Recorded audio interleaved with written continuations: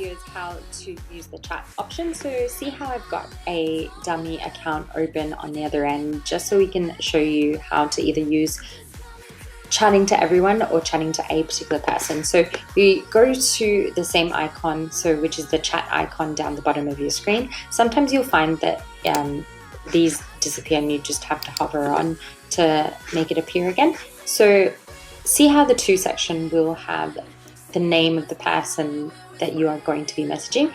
You can drop that menu down and select everyone, and this will just send the message to everyone who is in that call.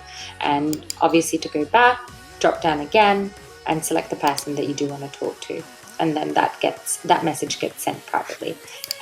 You've also got an option to save the chats and to send files.